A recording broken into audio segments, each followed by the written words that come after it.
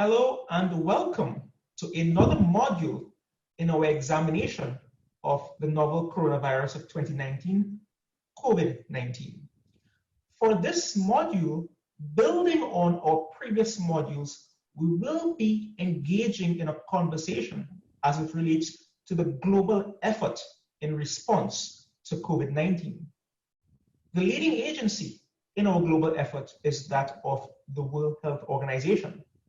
And we are very fortunate for this module to have with us Dr. Alexandra Vokaty, who is the team leader for communicable diseases at the World Health Organization country office in India.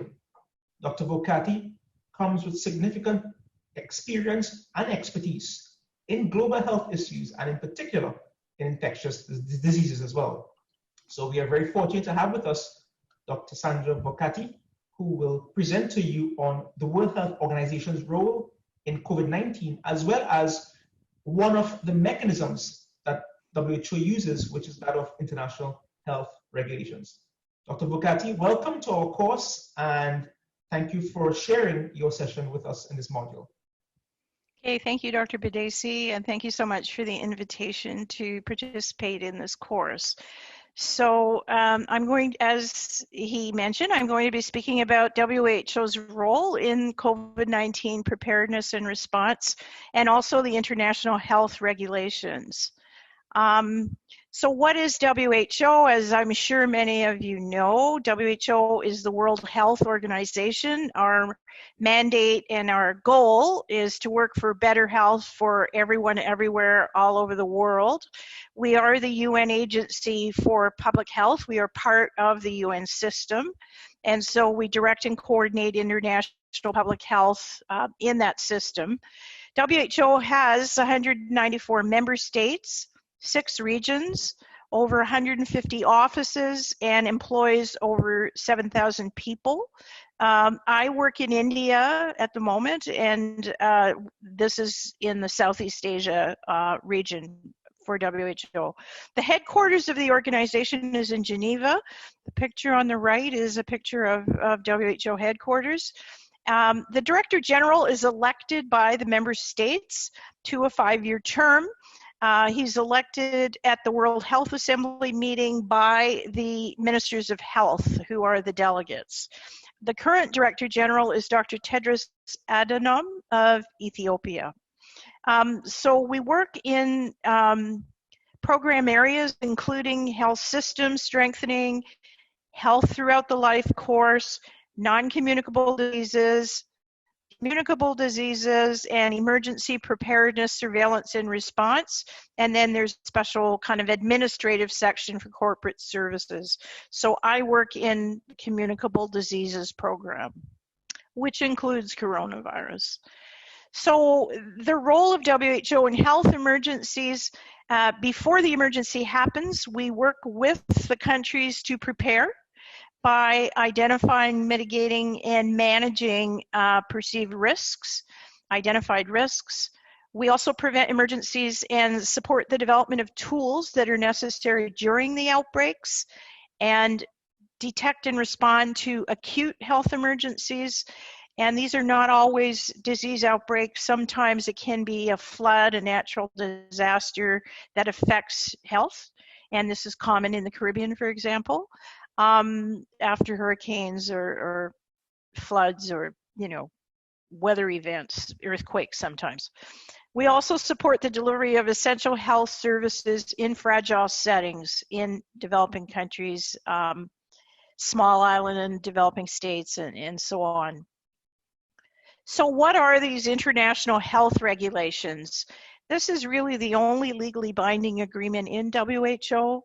It is an agreement between all 196 member states to work together for global health security. So the countries that have signed on have agreed to build their capacities to detect, to assess, and report public health events. And I'll talk a little bit more about what is a public health event. So WHO is the coordinator and helps countries to assess and build their capacities to respond to these emergencies. IHR, International Health Regulations, also includes specific measures at ports, airports, and land borders to limit the spread of health risks to neighboring countries, and to prevent unwarranted travel and trade restrictions so that the disruption to trade and traffic movement of people and goods is kept to a minimum to protect the economies of the affected countries. So the purpose of the international health regulations is to prevent, protect against, control, and provide a public health response to the international spread of disease in ways that are proportional with and restricted to public health risks, and which avoid unnecessary interference with international traffic and trade. And this avoiding or preventing unnecessary interference with traffic and trade is an article in the IHR agreement. So the international health regulations provide a global system for alert and response of health events. When a significant public health event takes place, WHO's global alert and response system ensures that information is available and response operations are effectively coordinated. So the map and chart on the right is, as of today, the distribution of COVID-19 or coronavirus all over the world. And these are published on the WHO website every day. Situation reports are published every day. So this is a very important function of WHO. The IHR focal points report during an event, on a daily basis, and we collate this information and produce these situation reports with maps, with data, and so on, which is really important for decision making. I mentioned earlier that IHR cover certain measures in ports of entry. So the member states are requested to maintain public health measures and response capacity at designated airports, seaports, and ground crossings. And WHO produces technical guidance and tools to support the member states in developing their competencies with respect to these measures in ports of entry, ship sanitation, aircraft sanitation in an outbreak, and things like this. So what is a public health emergency of international concern? And there is a very strict and rigorous definition of this. It can't be, just anything. So a public health emergency of international concern is defined as an extraordinary event which is determined as provided in the regulations to constitute a public health risk to other member states for the international spread of disease and to potentially require a coordinated international response. And there have not been many so far, which I'll speak about in a moment. So we have this sort of algorithm, an event management process. As I mentioned, each member state has an officially designated IHR national focal point that is responsible for providing information if there is an unexpected event in a country. They have to report it to WHO. There is also, besides this sort of official channel of notification from the countries, informal or unofficial information, which can be floating around in the media, can be floating around in social media, and they also do some amount of surveillance of these media channels. And then the information is subjected to initial screening and some verification, and then an event risk assessment that determines is this a real event? Is it really happening? And does it pose a risk to other countries? Does it have the potential to be a risk to other countries or globally? So once that determination is made, then WHO provides assistance and response, disseminates the information internationally, and provides, assistance to the countries that are affected, the neighboring countries, the countries that are at risk. So the IHR decision instrument poses 4 critical questions. Is the public health impact of the event serious in the country? Is the event unusual or unexpected? Is there a significant risk of international spread? And is there a significant risk of international trade or travel restrictions because of the event? They don't need to meet all 4 criteria. Any outbreak that meets 2 or more of the 4 criteria needs to be notified to WHO under the IHR, and then a risk assessment will be done. So the decision instrument, there's 4 diseases that always need to be notified because they are basically, well, apart from influenza, they've been eradicated in the world. So these include wild-type poliovirus, which is believed to be eradicated, smallpox, which is eradicated, a new subtype of human influenza, and SARS, which is no longer circulating in the world. You would know SARS was, a coronavirus that happened about 10, 15 years ago, also coming out of China. There are also diseases that always lead to utilization of the algorithm that I showed you, and these are cholera, pneumonic plague, yellow fever, and the viral hemorrhagic fevers of Ebola, Lassa, and Marburg. So these 4 questions that I've just mentioned are applied. Is the public health impact serious? Is it an unusual or unexpected event? Is there risk of international spread? And is there risk of travel or trade restrictions? And if there's not enough information to answer these questions, they go back to the country, request more information, and reassess. So once the event meets 2 of these 4 criteria, a public health emergency is declared under the IHR. Only the Director General of WHO can declare this emergency. He's supported by the IHR Emergency Committee that reviews the event to advise him, the DG, on whether the criteria have been met. So this is a team of experts that do this sort of scientific analysis to advise the DG on whether or not to declare a public health emergency. Since 2009, there have only been 6 declarations.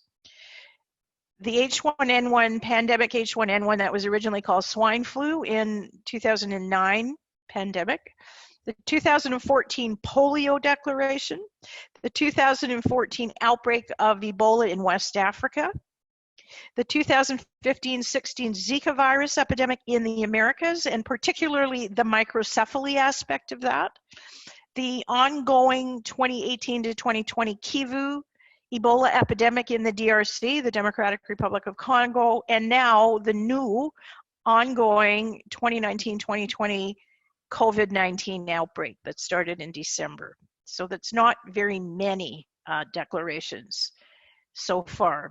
So what does this trigger once there's a declaration? So what does WHO do? It supports its member states during a public health emergency by monitoring for health measures in affected countries,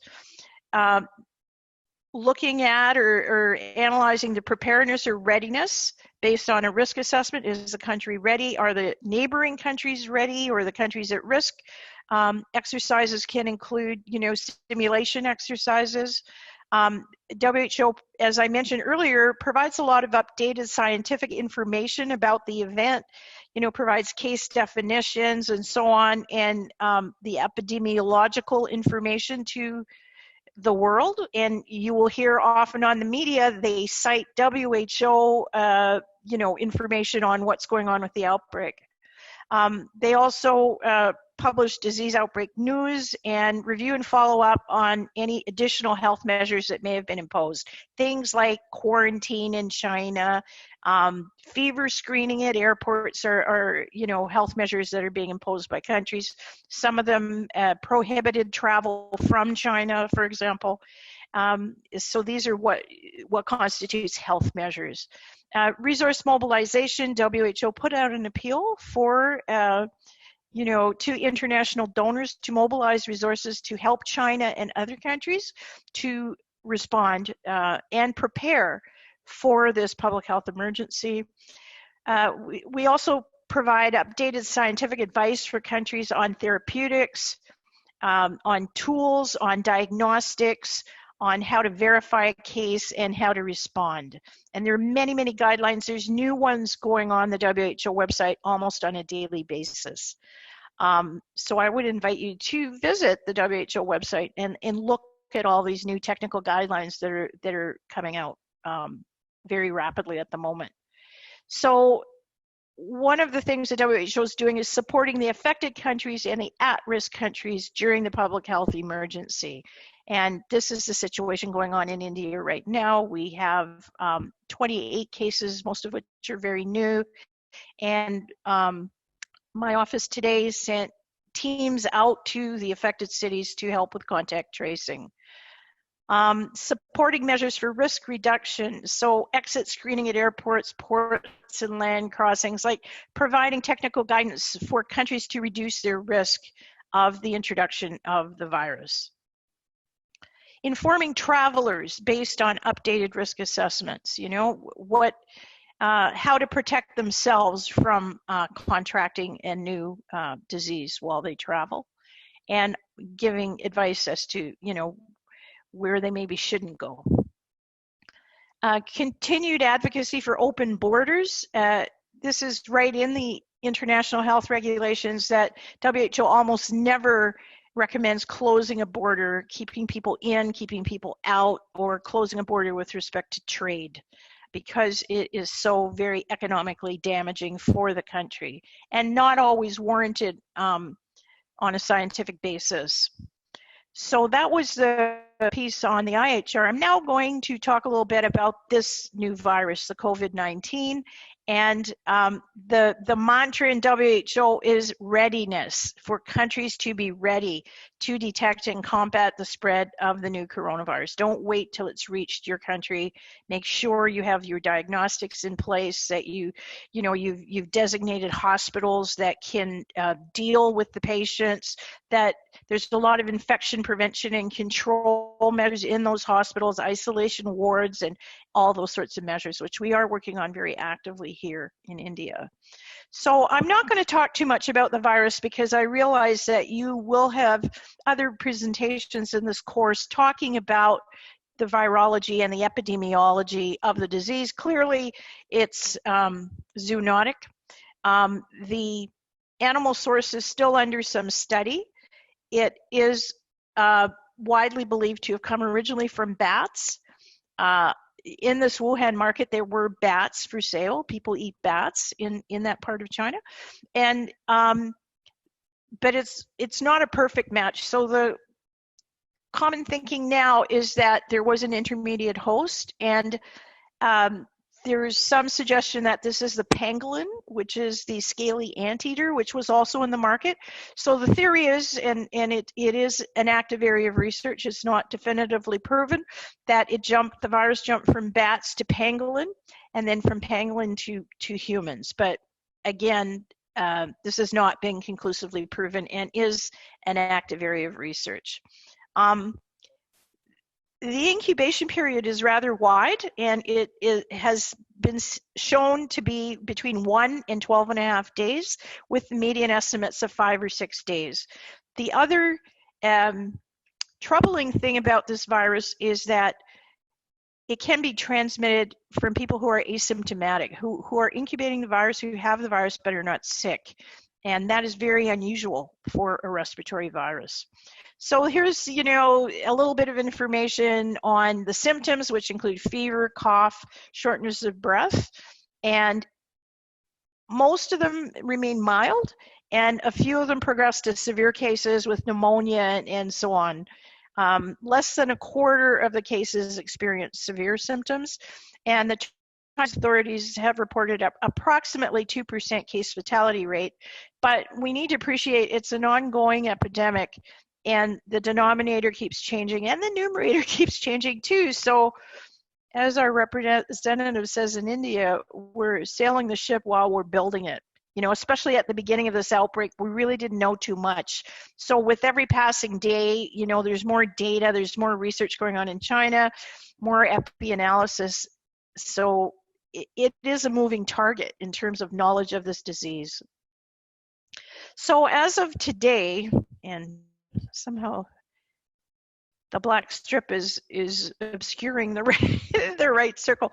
So there are 71 countries as of March 4th that have cases, active cases of novel coronavirus or COVID-19. 8 are new overnight. So the virus is spreading really rapidly, as you would have noticed in the last 2 weeks. There's a lot of new countries on that list. So in the last 24 hours, 8 countries that did not previously have the virus have the virus. The total number of confirmed cases is going up pretty rapidly, and as of today is over 90,000, of which 1,922 are new. And then the deaths is on the right, but I can't see it because of the black strip.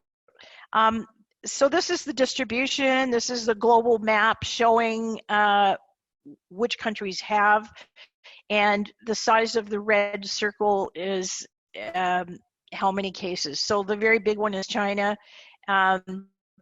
India is kind of the third one down between 11 and 100, which is surprising, as we do have a very long border with China and a lot of people. We have a lot of students studying in Wuhan, for example, from India, but it's spreading very rapidly in the last 2 weeks. The likelihood of containment is looking, worse than it was about 2 weeks ago.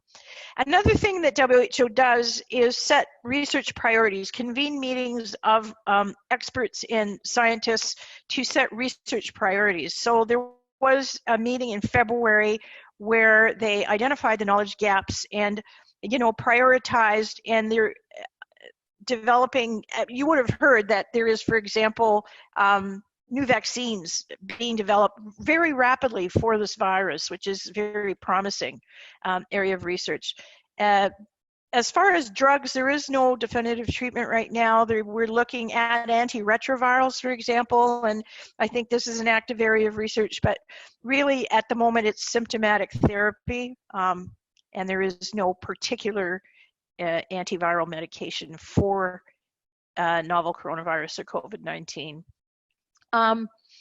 The WHO in February also published the Strategic Preparedness and Response Plan for the world for coronavirus, and these are the principles in it: limiting human-to-human transmission, preventing transmission amplification, preventing further international spread, identifying, isolating, and caring for patients, and providing optimized care for infected patients. And infection prevention and control in hospitals is extremely important.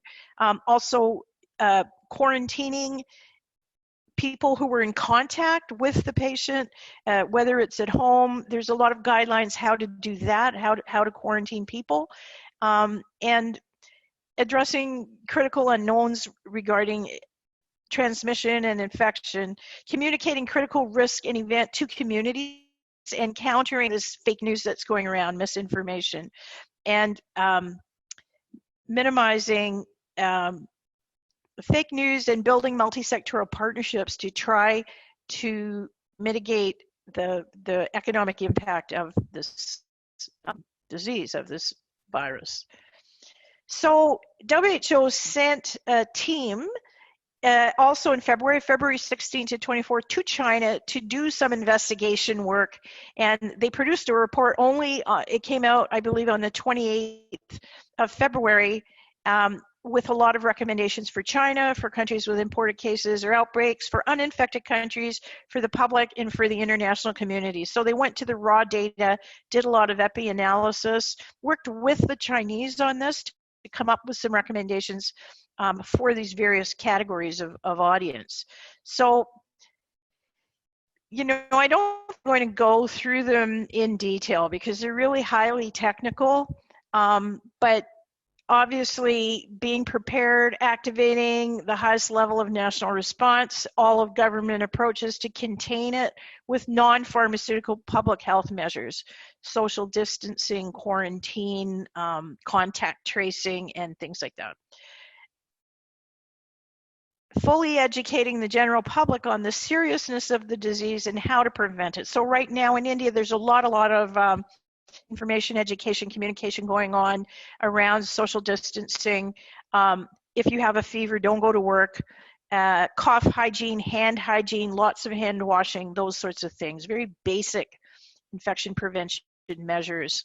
And then there's another set for countries with imported cases about surveillance, testing all the patients with atypical pneumonias, screening all patients with upper respiratory illness, especially those that have been exposed either through travel or through contact with cases, and building their testing capacity, doing scenario planning, emergency preparedness simulations to interrupt transmission as needed. There have been, as I mentioned, a lot of new guidelines that are almost daily being published on the WHO website around how to do community quarantine, lab biosafety guidance. You know, this is really just a little sampler, but there really are a lot of technical guidelines available on the WHO website. And so we do work at the regional level, and we do work at the country level. I work in the country office for India, assessing country readiness, supporting the national incident management structure. In WHO, we don't do these things on our own. We really are there to support the country's, usually Ministry of Health, to get these things done. So we reviewed their national preparedness plan, commented on it, tweaked the pandemic influenza one to make a coronavirus preparedness plan, supporting entry screening and surveillance in a very big way, point of entry strengthening, port health and so on, notification by IHR, sample testing. WHO brought in reagents, panels and so on to build the lab capacity here. Preparing IEC materials, deploying rapid response teams if they're needed, if the Ministry of Health can't cope. We're also doing a lot of capacity building on infection prevention and control in hospitals and in communities at the moment. So these are some bulletins that the Southeast Asia Regional Office have prepared for countries, showing data, giving recommendations, and they're not a sort of one-off activity. These are published regularly for countries to exchange information. So the bottom line is everybody needs to be vigilant and ready. The virus is spreading quickly, and you know, countries need to be prepared. They need to really ramp up their surveillance capacity, their containment capacity, lab testing capacity, and WHO is a partner in helping them to get there. The main driver of transmission is symptomatic transmission, you know, from people who have the virus. They do not believe that transmission from asymptomatic cases is a major driver of transmission, although it has been shown to occur. We're working with networks of researchers to coordinate globally on the surveillance, epidemiology, diagnostics, and clinical care and treatment guidelines. We conduct regular briefings with the clinical experts. We're actually having a big event this weekend working with the doctors, private and public, on, you know, treatment guidelines to share the case information and make sure they report. We're providing a lot of PPE. There's a big problem with PPE in this part of the world. You know, protective equipment, you know, the hazmat suits, the masks and the gloves. India does produce them, but the raw materials come from China, and there's nothing coming in from China right now. So this is a big problem, and so we're trying to procure these things internationally so the country has enough of this personal protective equipment, particularly for its frontline healthcare workers. I talked about the research priority setting, and this will form the basis of a research and innovation roadmap that, you know, hopefully will help a lot with interrupting the transmission of the virus. So these sorts of outbreaks are always a test of political solidarity. And are countries going to turn on each other, or are they going to come together and try to solve a common problem that, as we see, is really very contagious and doesn't respect borders or ideologies? We try to be, WHO, we try to be a bridge between countries to get them to share information, experiences, resources in terms of even human resources, to try to minimize the impact of some of these very troubling disease outbreaks. So that's it for me. Thank you. Any questions? Thank you very much, Dr. Vokaty. And what I appreciate, first of all, will be your own efforts as someone who is actually actively involved in this outbreak, and by extension, the World Health Organization as well. Because clearly this disease, as you mentioned, is not isolated to any given one country or one region. It is very much a reminder of how connected our global community is as well. And, That's right. and while we know a lot about COVID-19, there's a lot that we do not know. And as time progresses, we will continue to learn and examine, as well as react and respond accordingly as well. And as part of this course, we are also committed to continuing to update our course community on all of the various and changing approaches and efforts as it relates to the COVID-19 outbreak. You also mentioned, which I believe is also an important aspect of this experience, which is the misinformation that is being shared. And as much effort has to be spent towards addressing an infectious disease as managing fears and concerns and changing perceptions and attitudes as it relates to COVID-19 as well. So clearly, COVID-19 presents to us an infectious disease, but also a social disease, an economic disease, a political disease at the same time. And from the perspective of international health regulations, it clearly shows that we need to address all aspects of a disease, as you mentioned, the borders as it relates to trade and commerce and travel as well, because that seems to be one of the topical aspects of the conversation in terms of COVID-19.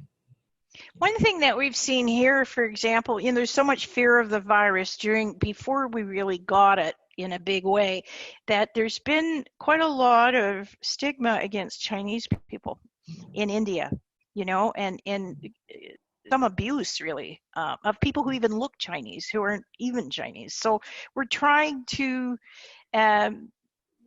work against that as well. Not all Chinese people have the virus, and I didn't mention that, but that's another area of work to try to reduce the stigma of people coming from China. There are a lot of people that come to India from China. We have also a lot of students studying in China, particularly medical school.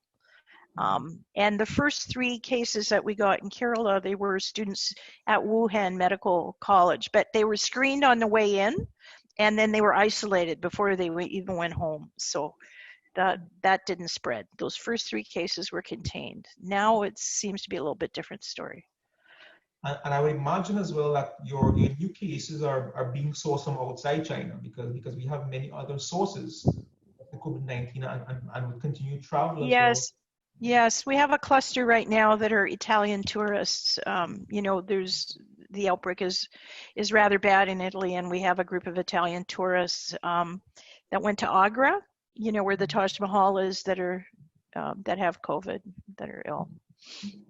So Sandra, you have actually been a very strong advocate and a leader as it relates to One Health, which interacts human health, that of animals, and the environment as well.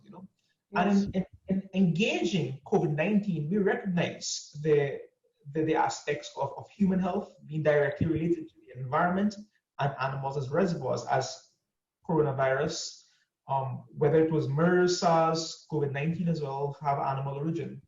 In terms of the World Health Organization approach, what are some of the networks that's involved from a One Health approach that we can actually engage to respond to COVID-19 besides the human aspect? How are we also engaging other agencies? For example, we have FAO, Food and Agriculture Organization, we have the OIE, the World Animal Health Organization as well. What are some of the connections or the efforts on the part of other agencies to provide a One Health response to COVID-19 as a One Health problem? Well, I have to say I am not so much aware of that. I mean, obviously, we're all very concerned about what was the animal origin, what was the intermediate host, if the original virus came from bats. And I went to the FAO today. I had a meeting there today, and I asked them, was there any ongoing research going on into the animal source of the zoonotic virus? And the answer was no. So I can't really answer for them. Also, the OIE, I'm not sure. I know they mostly work on standards development for trade. I don't know maybe you know, Satish, more than I do, what the OIE's been doing. Have they been sharing standards around COVID-19 in animals, or? Well, I believe what the OIE is really doing is just reflecting a lot of the information from WHO back into their networks as well. Okay. And in terms of the animal-related research, it's probably focused more on China itself right now as a source, and in particular, Yes, of course. provinces Yeah, as we well. don't think it's jumping the species barrier in other parts of the world. I mean, certainly here in India, WHO has taken the lead. We've convened a lot of health partners meetings. We're working closely with UNICEF on the risk communication. UNICEF does a very good job on risk communication, so we're putting together the materials together with them. We're working with CDC, US CDC, as well as the national CDC of India, on surveillance, on infection prevention and control. They're working right alongside us with building capacity in the country.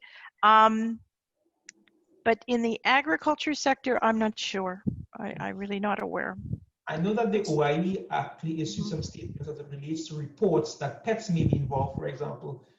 There were some reports that pets, for example, in Hong Kong, they were identified with the COVID-19 virus. Yes, I did see that report of a dog that had a weak reaction to the COVID-19 test. Yeah. But I think as well that the conversation from that perspective led to thinking that animals themselves may also be a surface. For example, you have a doorknob or you have a tabletop. Yes. That animals may be a conduit for like a spreading the virus fomite. particles. Yeah, a fomite. I know in Kerala, where we had, Kerala's in the south of India, they had the first 3 cases in India, and they put out, the vet services did put out guidance for people, if you have a pet, that probably the affected person shouldn't feed the pet, shouldn't interact with the pet, because the pet could carry the virus to other people. So we weren't sure whether this had any scientific basis. I think it was more out of the precautionary principle, out of an abundance of caution, but I don't think it's bad advice. I think, really, if you're going to quarantine a person, you need to be very strict about that. Exactly. And they did a good job. They did not have any spread in Kerala. They quarantined a lot of people. They checked their temperature every day and so on. And they did not have a cluster emerging in Kerala. So it's probably good advice. Exactly. And that's just a case study of how a community-based approach is essential for infectious diseases such as COVID-19 as well. Now, my last question for you, and this has to do with the response of organizations like the World Health Organization. So any organization will have annual work plans, annual budgets, for example. COVID-19 for us was essentially almost an unplanned event, unplanned in terms of preparing resources in response. But here we are having a need to allocate resources and to adjust our work plans. So how does World Health Organization, for example, your office perspective, how do they respond to emergencies, emerging issues that you have not planned for as part of your work plan? Yeah, I don't know if you remember, but the original Ebola outbreak in West Africa, it was not only in the DRC like the ongoing one, the current one. It spread around West Africa, I guess 4 or 5 countries. WHO was severely criticized for what a bad job they did in containing that outbreak. And so this was really taken to heart by the organization, and they create a health emergencies department. Every office has a health emergencies department now, and they are the people leading the response to coronavirus and the ongoing Kivu Ebola epidemic in the DRC. So the health emergencies people are specialized in responding to health emergencies. They had just done, actually, there was a Nipah virus outbreak in Kerala, and they had just done a lot of capacity building in all the states of India on preparedness and response for Nipah that they can now use in the coronavirus response, because the principles are almost the same. So this department has a budget, has human resources that know how to coordinate the response to a disease outbreak. There also are contingency funds available in an outbreak. Now, you may have heard that WHO put out a call for $675 million to respond to the coronavirus outbreak. That's not all for WHO. Most of it is for countries. But you put out an appeal, and Gates Foundation gave them quite a lot of money, and different governments, bilateral partners gave them money, and this is being shared with countries that need it, including China, obviously. So it's kind of now an inbuilt system in WHO. We recognize there will be health emergencies. We will have a lot of work to do. We don't always have a lot of contingency funding, but we have mechanisms to leverage our relationships with donors and partners to fundraise, to mobilize resources quickly. And a lot of our people are trained in the incident command system, emergency response, that are not in the health emergencies department. And we all, like my office, formed a coronavirus working group before it came to India, when it was still just in China. And we met every day,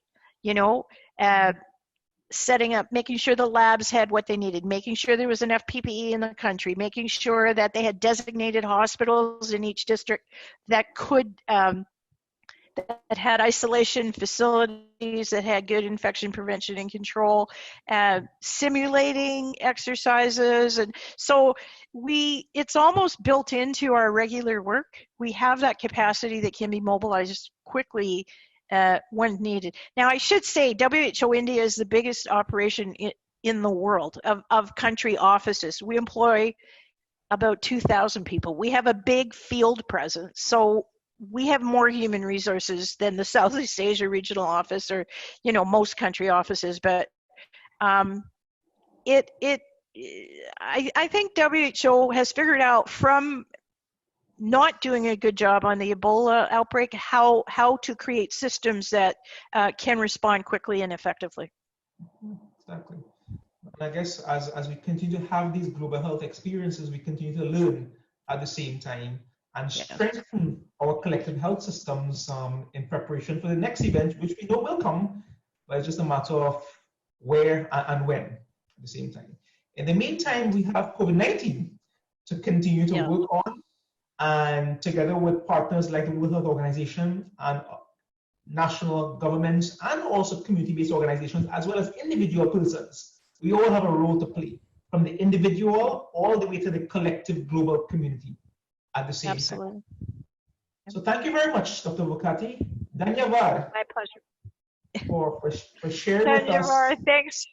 Thanks for the opportunity. And we really appreciate your time and effort as we continue to examine COVID-19 here on our open access online course from St. George's University. The conversation continues beyond Dr. Vokaty's presentation, so join us in our discussion forum as we engage on mechanisms, on protocols, on reactions and responses of the global community to COVID-19. Goodbye for now, and we will continue to engage you as part of our ongoing work on COVID-19.